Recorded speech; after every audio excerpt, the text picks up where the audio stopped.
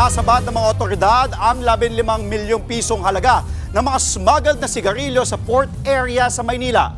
Nasa frontline ng balitang yan, si Nina Ongpauco. Kahong-kahon ng umano'y smuggled na sigarilyo ang tumambad sa mga otoridad sa naharang na kargamento sa port area sa Maynila. Galing Zamboanga ang shipment na isinakay sa pampasaherong barko.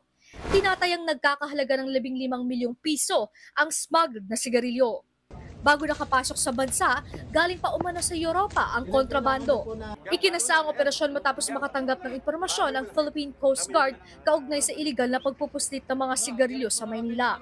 Nakipag-ugnayan naman ang PCG sa Bureau of Customs at Philippine Ports Authority para maharang ang shipment. Inaalam pa ng PCG kung paano ito naibiyahe kahit walang kaukulang dokumento. Bukod sa pwedeng violation ng customs law, we are also looking at sa mga entities or other personnel involved na nag-violate sa falsification of document kasi hindi siya declared sa barko na pinaglagyan nila. So, habulin pa natin yung mga taong yun at kailangan natin panugatan.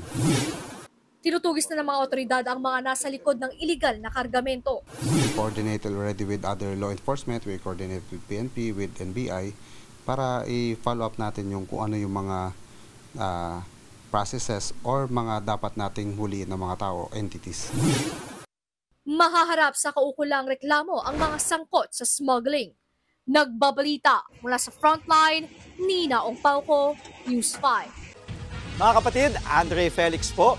Iba na ang may alam at may pakialam sa panahon ngayon. Para sa tuloy-tuloy na balitaan sa Frontline kahit weekend, mag-follow at subscribe sa social media pages ng News 5.